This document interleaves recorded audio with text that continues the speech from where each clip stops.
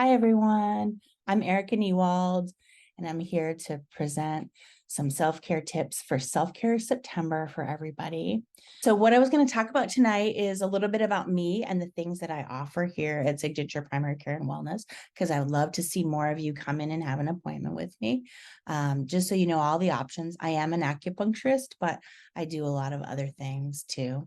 And then we're going to talk about self-care through acupressure, mindful meditation, aromatherapy, and then end up with a little bit about gratitude and happiness. So hopefully this will help you find some tools to add to your self-care routine, especially as we go into the fall and winter seasons. Your body starts kind of doing a hibernation thing, and you want to make sure you're really taking good care of yourself to fight off any bacteria, viruses, any of the seasonal things that are going around. So, all right. So a little bit about me. I said my name's Erica Newald. I am a licensed acupuncturist. I'm also a Reiki master teacher. So I do teach other people to do Reiki. I'm an urban Zen integrative therapist, and that is a combination of Reiki, meditation, essential oils, and some mindful movement practices from yoga. So it's kind of a layering of all those techniques into one. So if you come for an acupuncture appointment with me, often I'll use some of those skills and I'll put the needles in, I'll give you a little Reiki, I will give you some essential oils to smell while you lay there and lead you through a guided meditation. So it's kind of a layering of practices, and I really think it provides a great treatment for you, for your health. And then I also do have a master's in counseling and human services, but I'm not licensed as a counselor, but I'm a great listener. If you come in for acupuncture and you just need to talk, I'm here to listen to you. So services I offer, I'm just going to quickly go through these and then we'll get to the Self-Care September. And I was going to focus on, instead of talking too much about what each of them are, talk about what they're good for. So how can these things help you? So acupuncture is the first and main thing that I offer. And it's great if you have any muscular pain issues. I see a lot of patients for headaches or digestive disorders. If you have a cough or respiratory disorders, it can help a lot with that. Neurological disorders, to include nerve pain, anything going on with your nerves. If you have menstrual irregularities or reproductive issues, it's also a great option. And the most patients that I see in everywhere, even when I was in school, when I was seeing patients, were for a combination of anxiety, depression, and sleep disturbances. So if you have one, two, or three of those, acupuncture is a great solution for them. The next thing I offer is cupping. Cupping is a part of traditional Chinese medicine. I use these glass cups, and basically I will take a flame and put the flame into the cup, heat up the area inside the cup, and place it on your skin. And that heat creates suction. So when you've seen the Olympic swimmers with the big circular bruises on their back, that's from cupping. A lot of athletes are really getting into cupping. So you'll see a lot of like cupping pictures online. I think there's a good picture with The Rock with a whole bunch of cupping marks down his back. So cupping is really good for muscular pain relief, especially if you're using your muscles a lot, if you're an athlete, or if you're starting up your exercise routine and your body's not used to it. It's great for tension headaches and migraines, any tension that you have in like your neck and back, it's good for. It does reduce inflammation. It's great if you have asthma or any breathing issues. Cupping on your back can help support your lungs. It can be great for arthritis pain, especially if you have spinal issues. It helps increase range of motion, and it basically improves blood and lymphatic flow. So flushing out any toxins or any stagnation that's in your body can really improve your health. Next thing I offer is Reiki. So Reiki it comes from Japanese. It's a energy balancing technique, basically. And it just involves me placing my hands near or on your body. And it's basically kind of a balancing of your energy. So if you feel like you're really stressed out and you just feel crazy and you're not sure what's going on and you just need to calm down, Reiki can be a really great option for any emotional issues, stress and anxiety. It helps calm your mind and promote relaxation. It's also great for sleep. So like I said, if you come for acupuncture, you can say, do a little Reiki too, and I will. Meditation and aromatherapy also are included with acupuncture. Or if you want to come and just learn some techniques for meditation, you can come in and do that. If you're not about needles, you can do any of these other things without acupuncture. So meditation, and I always include meditation and aromatherapy when I practice. I always have a little essential oil if I'm meditating. Great for stress reduction, good for headaches, anxiety and depression, sleep disturbances, pain reduction, and emotional issues. I'm going to talk a little bit more about some meditation and aromatherapy in this presentation. I do offer facial microneedling, and this is the microneedling pen. It just has a series of needles in a tip that goes in it, and I basically kind of move around your face with it, with a lot of hyaluronic acid, all the great things to stimulate collagen production and encourage cellular turnover. It's really good for smoothing, firming, and toning your skin and minimizing the appearance of scars. So I have done it. These pictures here show people getting it done on their face. However, I've done it actually on a lot of women's cesarean scars or scars that they just want to reduce a little bit. And it does make a difference. It also minimizes darker light spots and definitely minimizes the appearance of wrinkles a little bit as well. And the next thing is called an AccuGlow facial. So you've probably seen on YouTube all the people with like the gua sha tips to gua sha your face. So basically that's what I will do.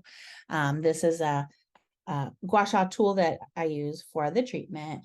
They come in many different shapes and sizes. Often they're made of stones. You probably see like jade gua sha tools out there. But basically it's great for releasing toxins from your skin. It increases lymphatic drainage in your face and reduces puffiness a lot. I had a patient come in for it the other day, and she came in and her eyes were kind of slitty. Her eyes were all kind of swollen. And after the treatment, she was like, holy cow, my eyes seem so big. So it definitely reduces lymph that gets stuck in your facial areas. It hydrates your skin, disperses hyperpigmentation, and reduces pore size and puffiness. And it's great for also strengthening that connective tissue in your face. And that is all the things that I offer. So I'd love to see you for any of those services. You can call and make an appointment whenever you'd like. So the first, and if no one has any questions, I assume you guys don't, but if you do, go ahead. So the first self-care technique I want to talk about is acupressure. So acupressure is based on acupuncture. It's the same points that I would stick a needle in when you come in for a treatment, but you're just going to be applying pressure. Now you can use your finger to apply pressure. I have this little stylus sometimes that I apply pressure with, or even if you have a pencil eraser, just use a pencil eraser to apply pressure. And it's really great. It's a great tool for stress relief and calming your mind. So today I'm going to show you just a few points that help calm your mind. And the pictures I'm going to use are from a manual of acupuncture. And well, let's just start with the first one. I'm going to say, so the different points that we use are based on Chinese medicine and the type of 5 elements that your stress falls under. So people are stressed in different ways. So each point, as I go through them, here's the first one, will be different, a slightly different set of details that they'll be good for. So for instance, yin tong, and yin tong is right between your eyebrows. So often if you come in for acupuncture and you're stressed out at all, I'm always probably going to put a needle right there on yin tong.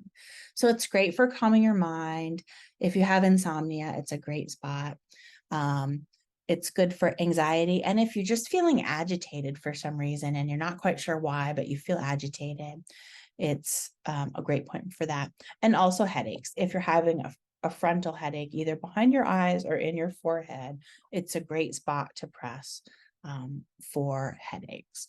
So this is a point that is kind of a general point for all stress and anxiety. The next one is called lung 9. So all of the acupuncture meridians, the places that I find the points and put needles in your body, are named after the organs of your body or different parts of your body. So the lung meridian begins in your chest and it goes down your arm.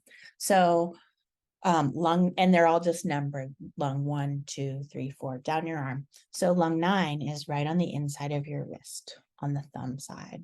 So you can kind of find it by starting on the inside of your wrist and rolling out until you find, you kind of can feel a little dip right there. And where that dip is, that's lung 9.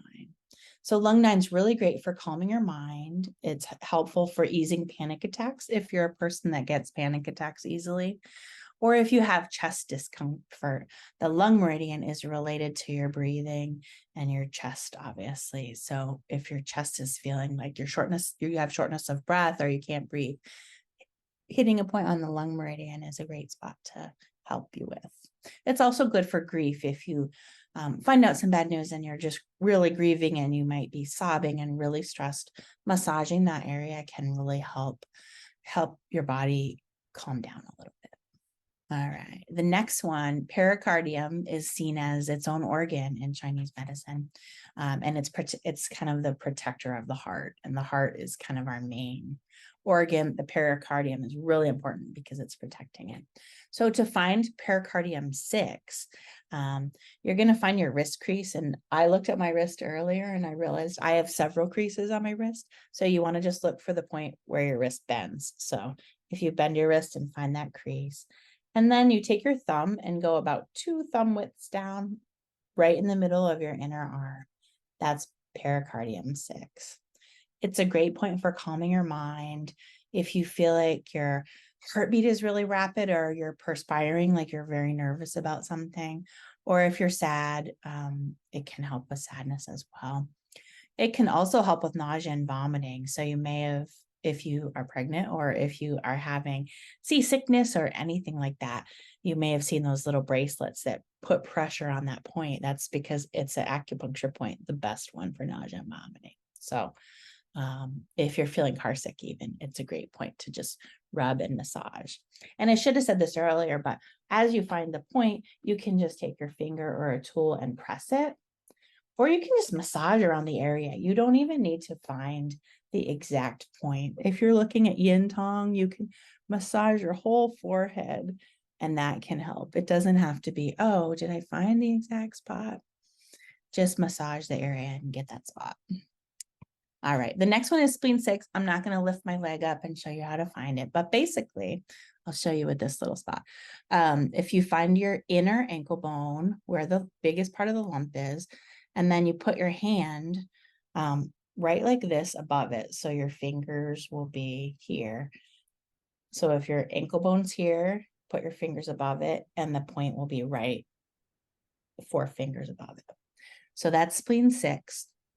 It's great for calming your mind, easing worry. If you're a person who gets worried and then you feel like you have a pit in your stomach, or you can sense like something bad is going to happen and you have this like premonition feeling that you can't shake, that's a good spot for you to use for that kind of stress. All right, the next one is liver 3, and you find liver 3 by finding kind of the spot between your big toe and your second toe, and then you're going to take your finger. Can you guys all see this little spot? Okay, you're just going to take your finger and slide it back until it finds, until it, okay, until it finds a dip. So just you'll roll it back and it'll go into a little dip.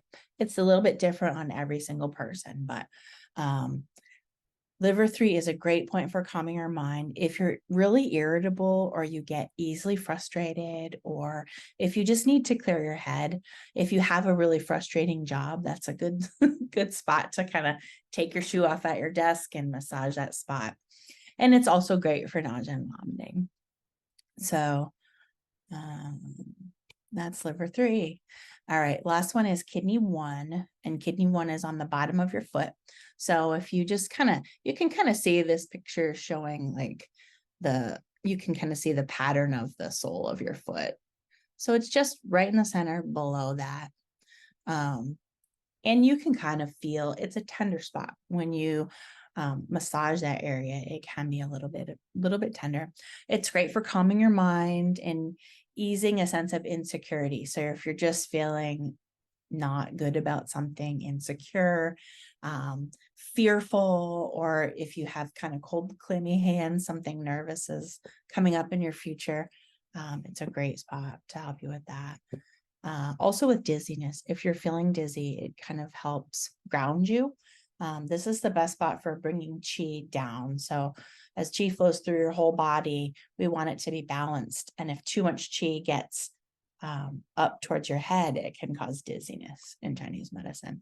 So we want to draw the chi down. So we press that point on the bottom of our foot, or we could use a needle there too. Also great point for plantar fasciitis. So if you come in with plantar fasciitis, I might put a needle right in there to help you with the problem. All right. And that was acupressure. Does anyone have any questions before I go on to mindful meditation? No. Okay, great. So mindful meditation. First, I want to just quickly define mindfulness. So this is a couple definitions of mindfulness. One is the quality or state of being conscious or aware of something.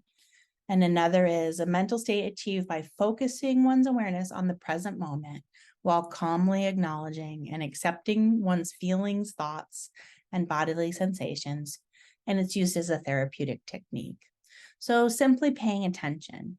And a lot of people are intimidated by meditation and feel like I can't sit for an hour cross-legged, like just thinking of nothing. But meditation and mindfulness can be done very easily in just 1 minute. Just taking a few breaths can really bring you back to your body, calm your mind. And it's super simple. You don't have to be a professional in anything. So if you guys want to, I think this next slide is trying it. You can either read through this with me, or if you want to close your eyes and I'm just going to read through it and we can do this as an exercise together. It's just 1 minute of mindful breathing. And it's a great exercise if you just need 60 seconds to relax, to calm down, to recover from one thing as you move on to the next thing that you have to do in your day. So everybody close your eyes if you feel comfortable doing that. And I'll read through this. Breathe in through your nose. Breathe out through your mouth. Breathe in, feeling your lungs expanding. Breathe out, feeling a sense of letting go. Breathe in, feeling your body getting fuller. Breathe out, feeling a release of tension. Breathe in, feeling alive and awake. Breathe out, feeling your muscles relax. Breathe in, a sense of fullness. And breathe out any unnecessary tension in your body and mind. And it's as easy as that. Do you guys feel more calm? I hope so. So I think I'm going to send these slides to Ashley after this presentation, and she will post the slides with it. So you'll have this and you can print it out. I used to make little wallet-sized cards and hand them out to people so they could just keep it in their wallet or in their car. If you're stuck in traffic and you're frustrated, just breathe for a few breaths and you can feel a little bit better. And I just wanted to talk about some other resources. So a lot of people are always with their phone, as am I. And so there's some great apps out there that can help you learn meditation, lead you through meditation, give you a quick break when you need a break. Headspace is one of them, and Calm is another one. Those are two pretty popular ones. I also like UCLA Mindfulness. It's a free app, so you don't have to. Calm and Headspace you have to pay for to get all the all the services that they have. But UCLA Mindfulness is just a free app, and they're doing some research on it. So I think they periodically come up with a question and then they're recording the questions. So, but they have some great stuff on there. If you're someone that likes podcasts, some other mindfulness resources are anything that Tara Brach is talking about is probably a good mindful podcast.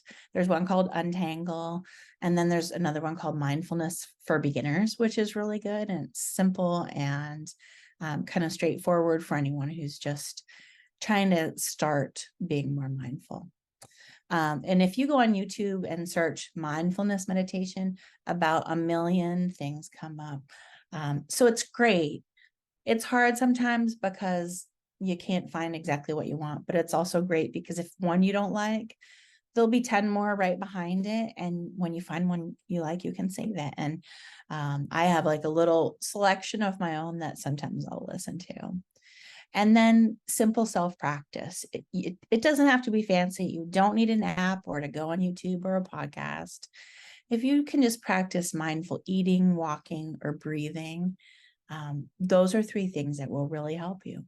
So an example of mindful eating would be if you're going to have a snack, a bowl of pretzels or grapes or something.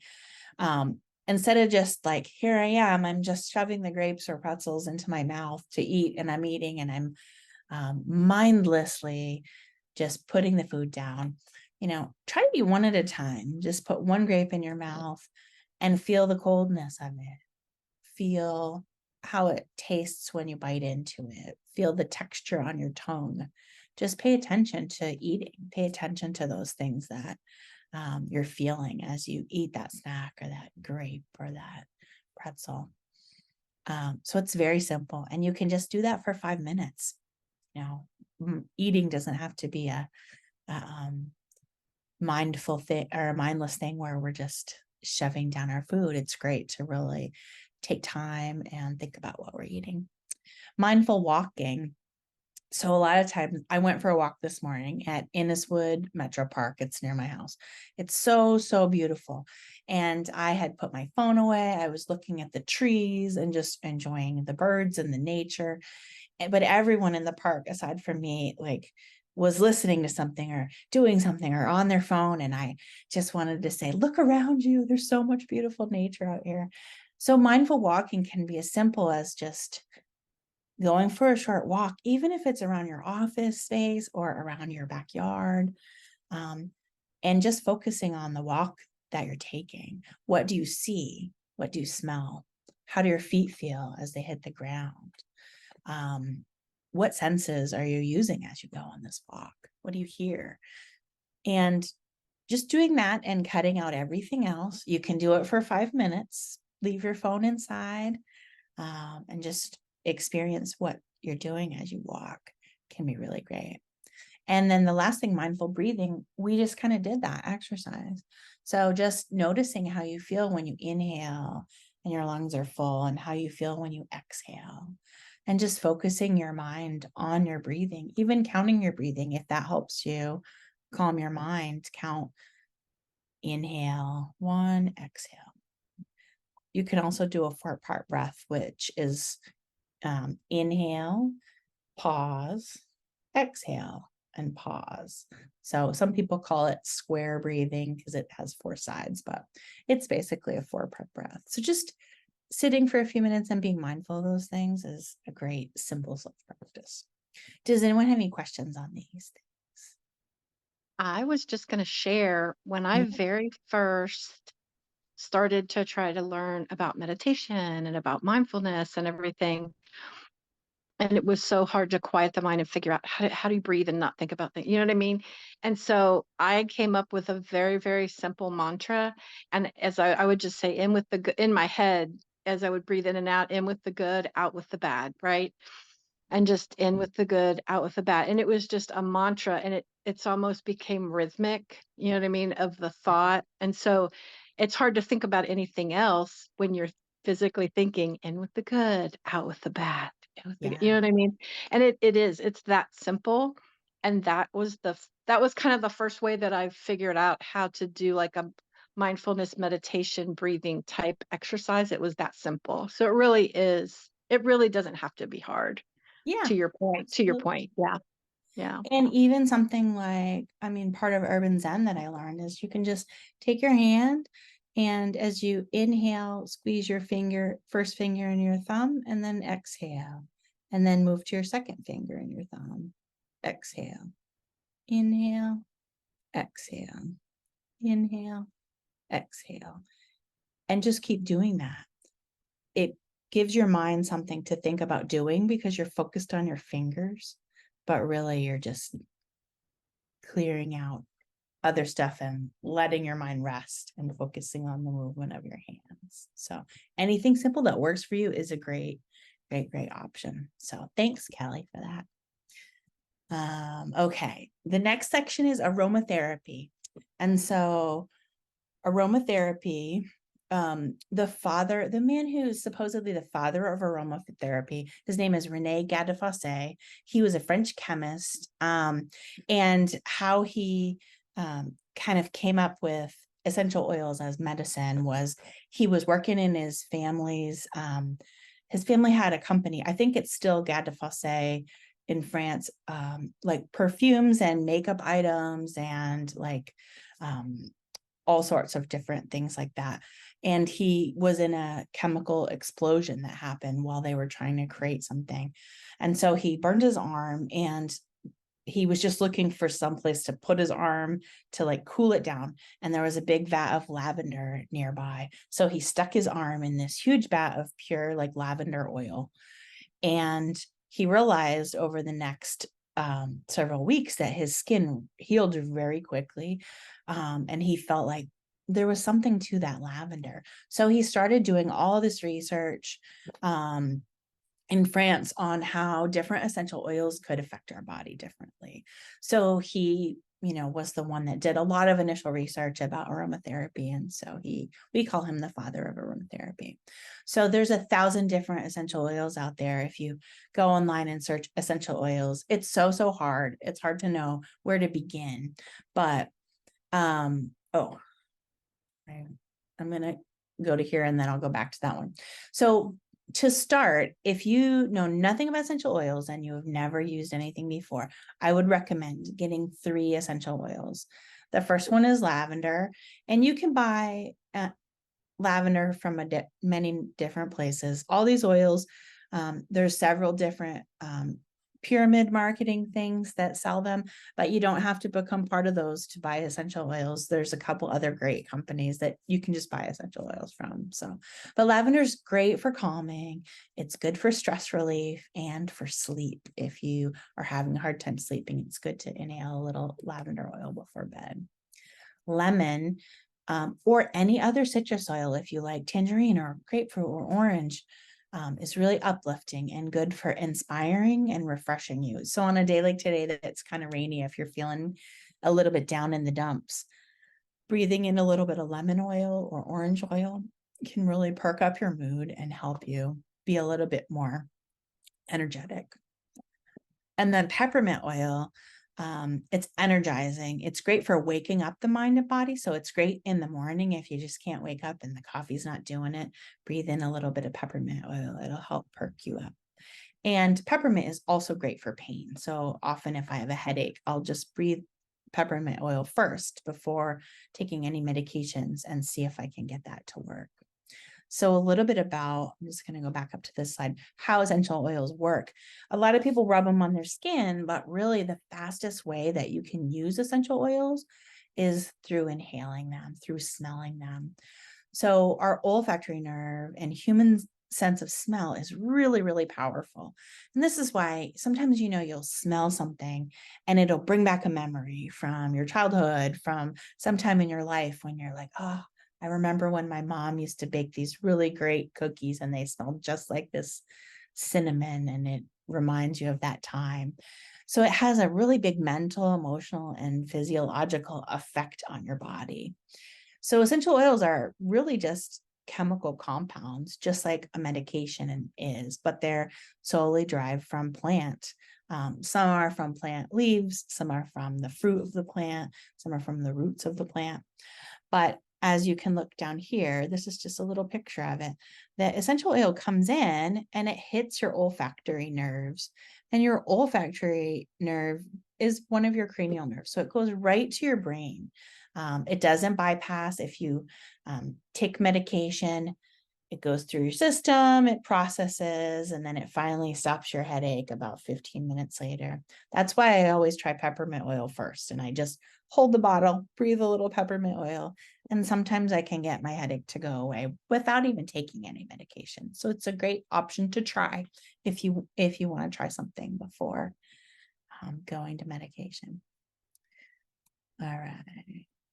Does anyone have any questions about essential oils or thoughts or before I go? Is peppermint the one that's also cool? Like, is peppermint the one that you put like on the back of your neck, like to cool to like if you're having a hot flash?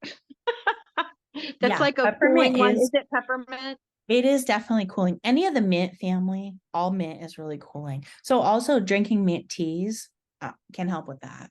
Um, it also peppermint's also great in any kind of mint for digestion or if you're nauseous, anything like that. Having peppermint tea or breathing a little peppermint can help with that. Um, but yes, all the mint family is a very cooling herb, so it'll help cool you down for sure.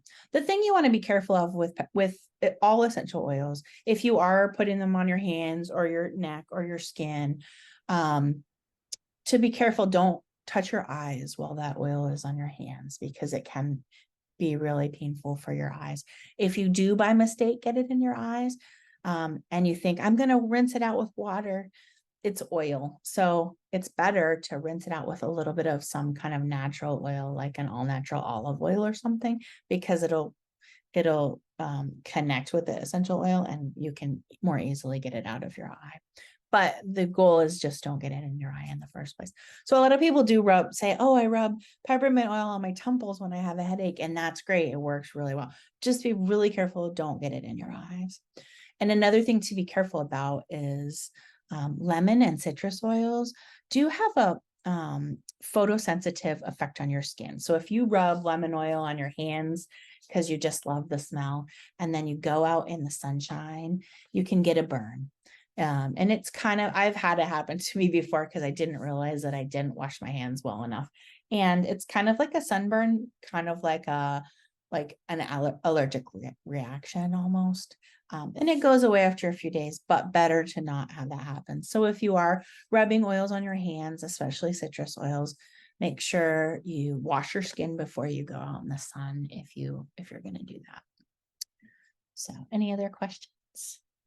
And I have a huge book of every essential oil that's good for everything. So if anyone has any questions, feel free to reach out and I can help you find the best one for you. Okay, so the last thing is gratitude and happiness. And I want to just start with Brene Brown is one of my favorite authors. She wrote this amazing book. If you are looking for a book to read, I highly recommend Atlas of the Heart. It's a wonderful book. And she does a lot of research on human emotion and reactions. So this is from her book, Happiness is a feeling of pleasure often related to the immediate environment or current circumstances. So it's a stable, longer lasting in the result of an effort. You feel happiness when you've done really well on a paper you wrote for school, or you cooked a great meal, something that you put effort into. Joy is an intense feeling of deep spiritual connection, pleasure, and appreciation. So that can be more of a sudden, unexpected, short lasting, high intensity event, like your daughter surprised you with some flowers, or, just something wonderful that, oh, I feel so much joy from this sudden, unexpected thing.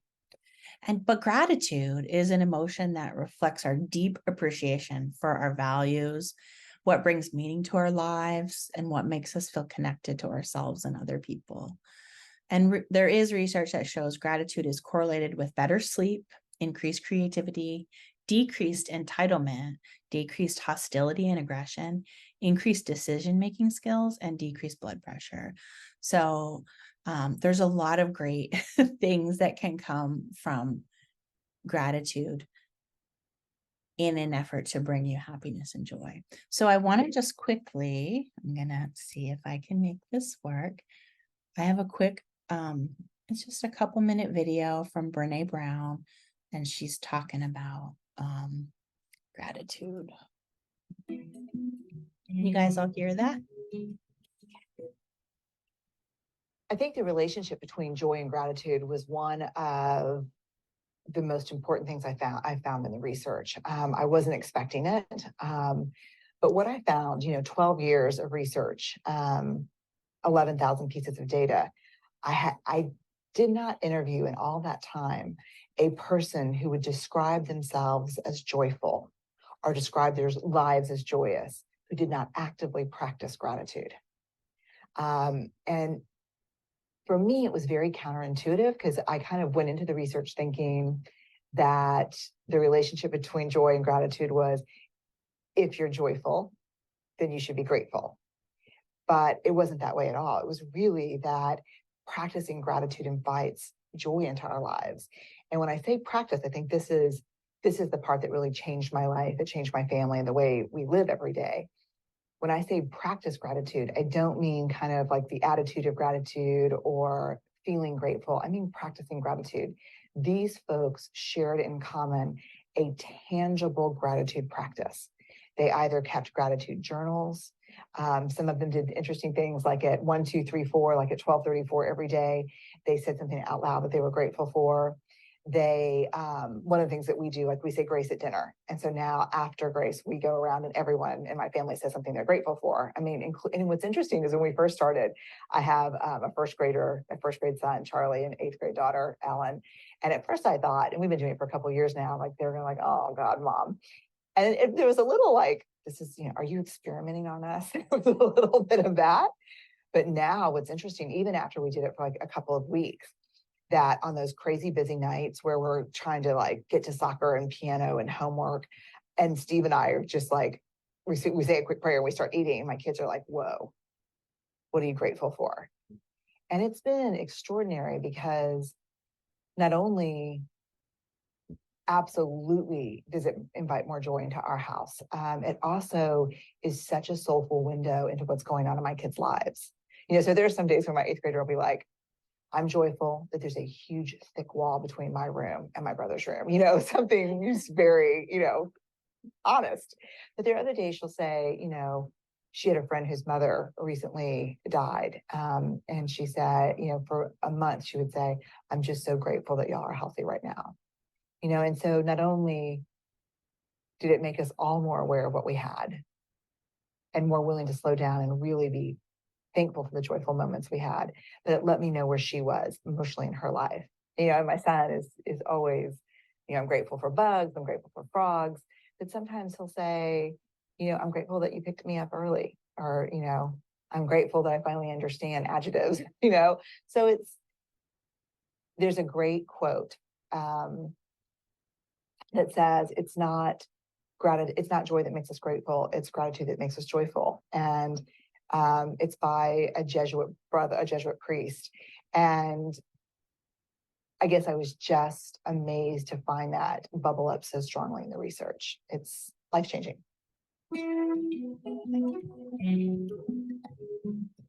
So that was Brene Brown telling a little bit of her stories about gratitude.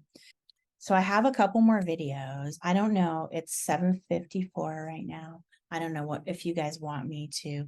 These are both really good videos. I think one is about 7 minutes and one is about maybe 12 minutes.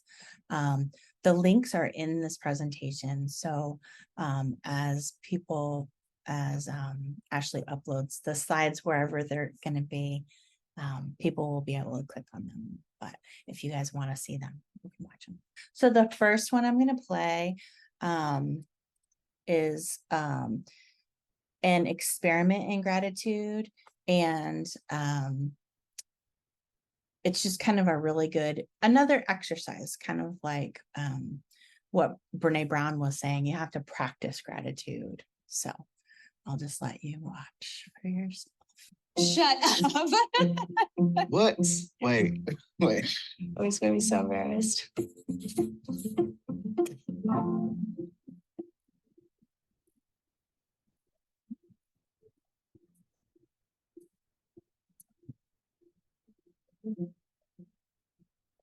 What makes you happy? Having fun? Hanging out with friends? Delicious food? Making money? Well, consider this. Psychologists have scientifically proven that one of the greatest contributing factors to overall happiness in your life is how much gratitude you show. Yeah? Think about that. Go ahead and marinate on it for a second. You can thank me later if you want. It'll make you feel better according to this study.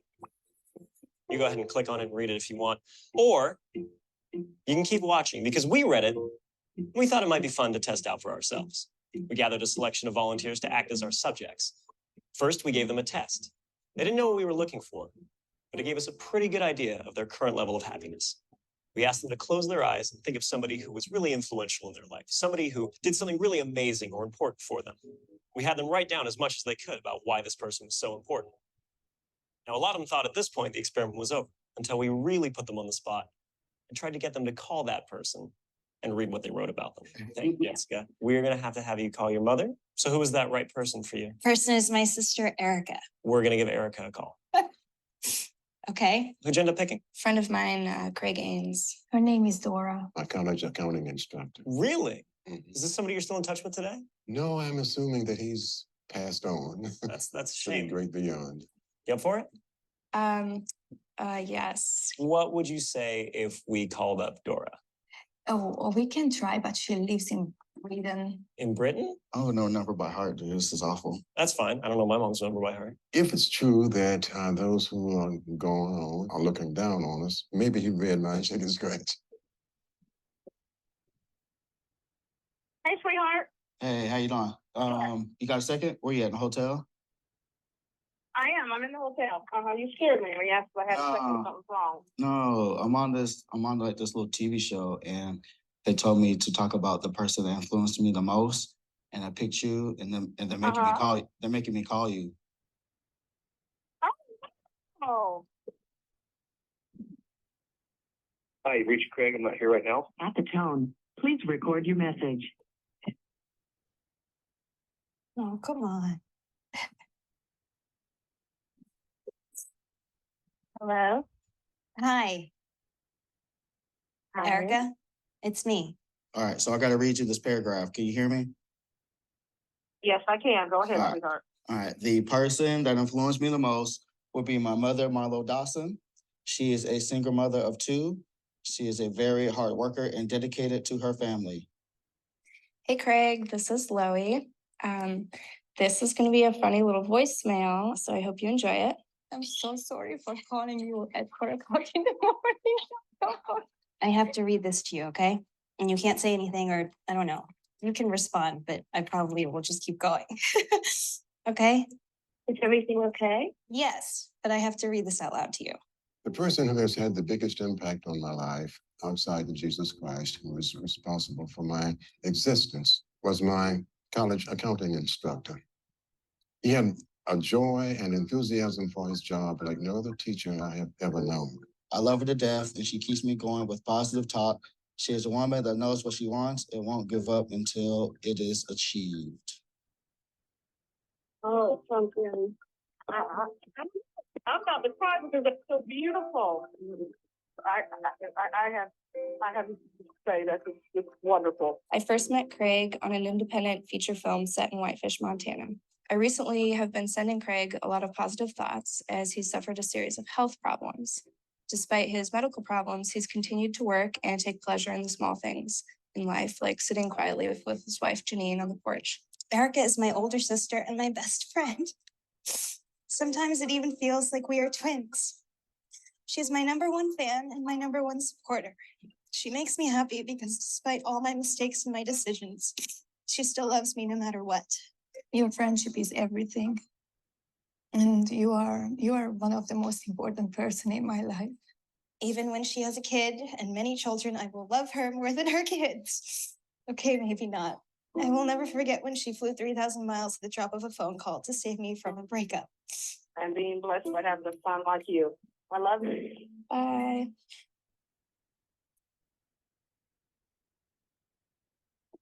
Why did you do that to me?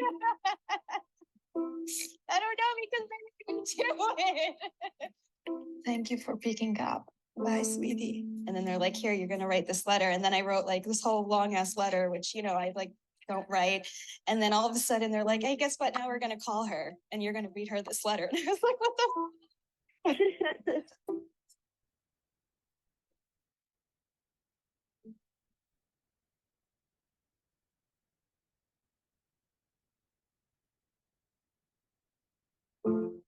Before we let them go, we gave our subjects one more happiness test. Now, we mixed up and rephrased the questions so they didn't know they were taking the same test twice. For those who took the time to actually write something down but couldn't make the phone call for whatever reason, we saw happiness increase between 2 and 4%. Good, but not exactly mind-blowing. Now, for those who actually picked up the phone and personally expressed their gratitude, we saw increases between 4 and 19%. So either way, expressing your gratitude will make you a happier person. But you want to know something really interesting? The person who experienced the biggest jump in happiness was the least happy person who walked in the door. What does that mean? That means if you're having a particularly tough time, trying this out will more likely have a greater impact on you. Trust me, I'm in a lab coat. In fact, while you're at it, film it and upload it to us, and we'll do something awesome with it. I'm Julian, and this has been The Science of Happiness. So that was that video. And I do have one more video. I think it's about 12 minutes long. I love that last video, Erica. That was precious. That was a good one. That is a pretty good video. And I, when I have presented this before in a few different forums, and often I'll bring these little just these little books. It's like a little pocket notebook, so people can like write down a little 3 things they're grateful for, and then I bring a whole bunch of like cards with stamps on them already, and I just give them to everyone and say, just write a note to someone that you haven't spoken with in a while, or to your parent or someone you really care about that you're grateful for, and tell them how you're grateful and put it in the mail, because who doesn't love to get mail? We never get mail anymore, but getting a little card in the mail is wonderful. So even if you're not going to write a thing and call the person, just think about, somebody that you feel like had an impact on your life and you just want to say thank you to, and, send them a little note. It doesn't take too much to do that. So many easy ways to become a little bit more happy. So I guess we'll just stop it here and we can save that other video for another day, but it is in the presentation. If people want to see it, they can look at it. What questions does anyone have? Or comments or thoughts? I was going to say, I don't have any questions, but I just wanted to say thank you. I'm sorry I was late. I was busy throwing out my other hip at dance class. Oh, no. If you have the oil for that, let me know. Yeah, we'll spray some of that evil bone water. I know. I'm like, mom, leave me your evil bone water tomorrow. I need it. Yeah. Leave it out on the counter, please. Yeah. I fixed my right hip and now I messed up my left hip. But no, so I apologize I was late, but this is really great presentation. I love it. I'm glad. And the other video, if you get a chance to watch it on your own, is this great woman, and she was kind of having some like sadness and depression. She wasn't super happy, so she started taking a picture a day. She's a photographer, and she took a photograph a day of like things that brought her joy, and then she like slowly like became happier over the year. She did like a year-long photo project of like joyful photos. So even, again, another thing, we are always with our phone. It's a great option to just like, when you see something that brings you joy, like on my walk today, I took all these pictures of like this beautiful tree, and then I put my phone away. I took it out just to take a picture of something, and then I didn't get sucked in. I just put it away. But even like things to remind you of the joyful things in your life is great. Pictures of your kids, all those things. So, all right. Well, great, everybody. It's wonderful to do this presentation. Hopefully some of you see it online, and if you have questions, feel free to reach out to me at any time. I'm working every Tuesday afternoon, so you can come in for acupuncture. I'd love to see you.